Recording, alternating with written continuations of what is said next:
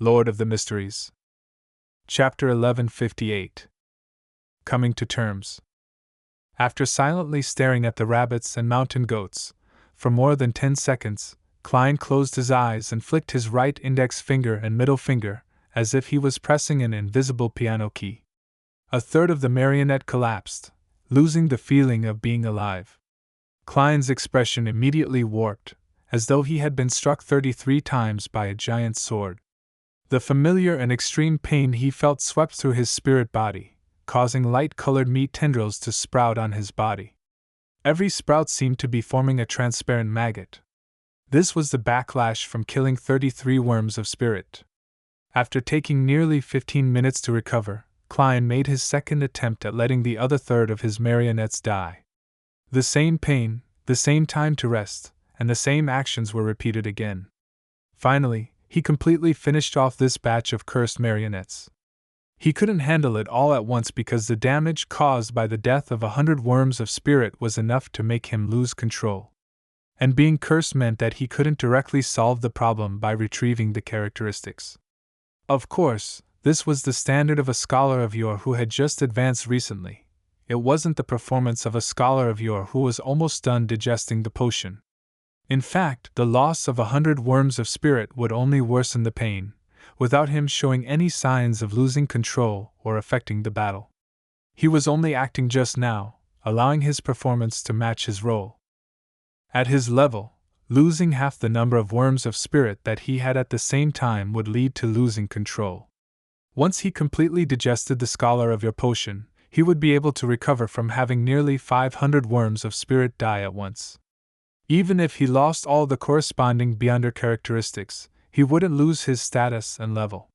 He could slowly recover his strength by absorbing the Beyonder characteristics of the seer pathway. After completing this, the recovered Klein walked out of the half-collapsed tower-like building. He went to the darkness outside and brought back a few white rabbits and a goat. He then realized that the darkness in the forsaken land of the gods wasn't as dangerous as Little Sun had described. Most of the monsters were weak. No, to be precise, the danger lurking in the depths of the darkness, apart from making people evaporate into thin air, nothing else can compare to the fellow beside me named Amon.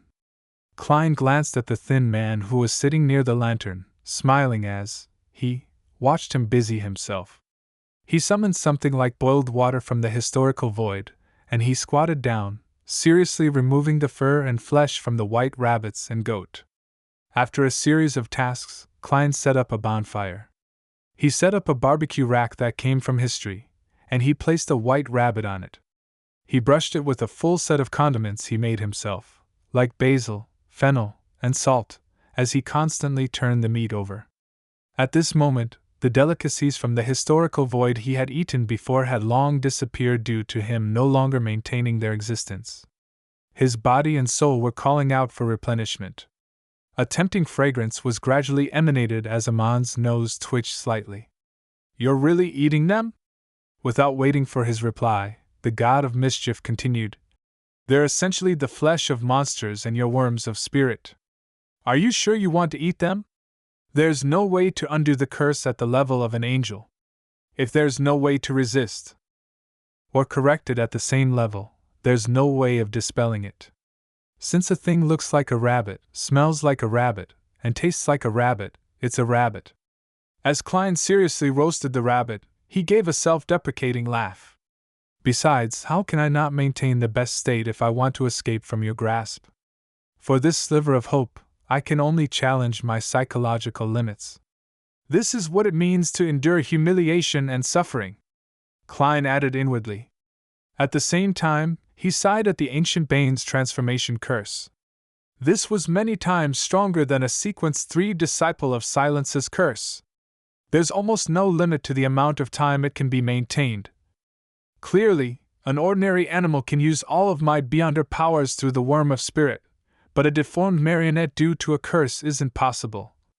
This is a curse at the angel level.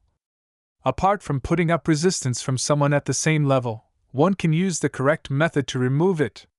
No curse is irreversible. There are always loopholes.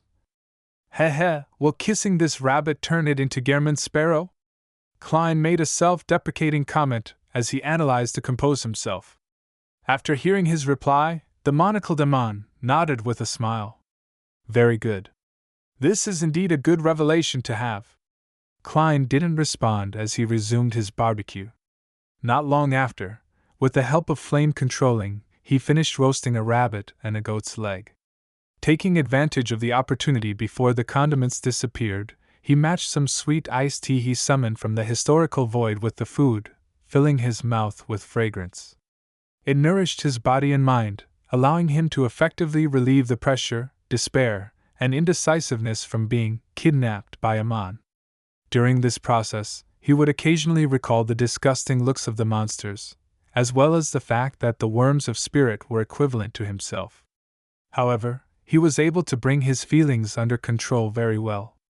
After filling his stomach and replenishing his energy, he turned the remaining ingredients next to the fire into dry rations, as though he was saving up for his subsequent plans. Seeing him slowly but orderly making all sorts of preparations, Amon suddenly nudged his monocle and asked with a slight smile, "In actuality, you're trying to stall for time before we reach the actual destination, right?" Klein's hands paused for a moment before he continued with his actions. He smiled and said, "Yes, I'm waiting for help." "Guess who?" Amon didn't answer directly as he said with a smile, "I'm looking forward to it." Klein continued his work until he prepared rations for 3 or 4 meals.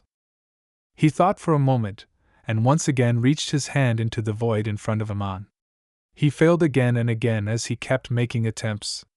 It was unknown what item he was trying to summon, but it seemed like he was using his actions to dare Amon into stealing it.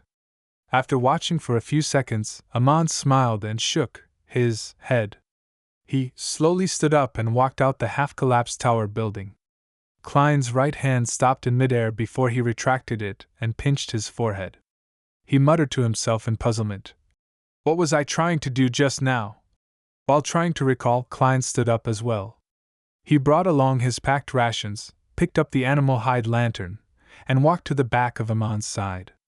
The man and angel circled around the hill and entered a valley. The water was sloshing in the river, but when the dim yellow light shone at it, or when the lightning in the sky lit up the area, Klein realized that there was no water in the riverbed. The sounds he had heard earlier had also disappeared. A river that has been transferred into a concealed state? After some deliberation, he raised a question to Amon. "That's right. It will only appear in darkness void of light." Amon replied with a slight nod, unfazed with the question. "Can I drink it?" Klein pressed. Amon smiled and said, "Sure." This was once one of the water sources of a city that had persisted for 1,600 years in the darkness. As long as you can bring the water away from the riverbed, they can appear in places with light. Your next move is to suggest that I bring the lantern to wait by the side while you hydrate yourself in the darkness? And then, take this opportunity to transform into a concealed state. Klein smiled awkwardly. How could I use such a simple method? Hearing that, Amon laughed and stroked his monocle. Sometimes the simplest plan is the most effective. You can give it a try. With regards to the words of this peerless swindler, Klein couldn't believe it, nor did he dare to believe it. He was afraid that the other party was using reverse psychology with the truth.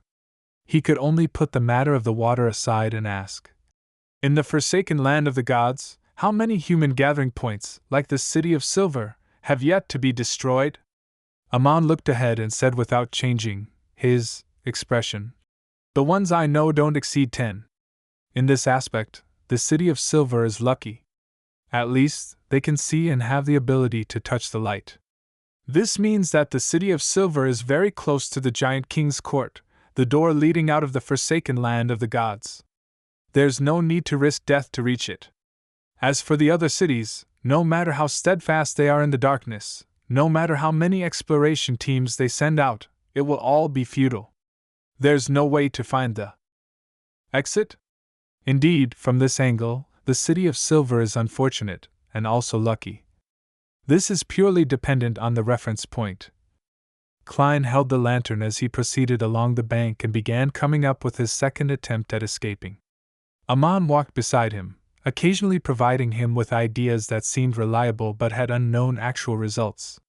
He appeared to be suffering from schizophrenia, trying his best to destroy his true body's hopes in obtaining Sapphira Castle, on the other side of the giant king's court, in the City of Silver. After receiving the chief's summoning call, Derek Berg brought the unshadowed crucifix to the top of the spire and entered a spacious room. There was a mysterious and complicated altar set up here. Different items were placed in different spots, a total of 6 items, each of them emanating a dangerous aura. With a glance, Derek saw an ordinary silver flute, a mask made from a skull, and the remains of a deformed person. You have the unshadowed crucifix. You can stay here for 15 minutes, but you can't exceed that time. Otherwise, you will suffer a sudden death. Colin Iliad wore a linen shirt and a brown coat as he exhorted Derek. Derek's spiritual perception was triggered as he asked, "Your Excellency, is this because of that twilight mask?" His right hand pointed at the mask made from a skull. "Yes." Colin nodded slightly and said, "I've already prepared the remains of 6 powerful creatures. These were all hunted by myself, or with me as the main force." Derek was immediately enlightened. "You still lack the blessings of a deity?" Colin instantly fell silent. After nearly 10 seconds, he opened his mouth and slowly said, "Yes." After some hesitation and struggles, he finally chose the Fool.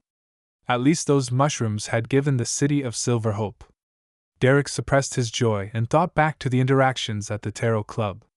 He raised a question in puzzlement. Why didn't you let those 2 god-level sealed artifacts give you their blessings? He remembered that subsidiary gods, or angels, could satisfy the requirements of the ritual. It wasn't the case that only a sequence 0 true deity could provide blessings. After all, a Silver Knight was only a sequence 3. Colin fell silent again and hesitated for a few seconds before saying, "They won't give blessings."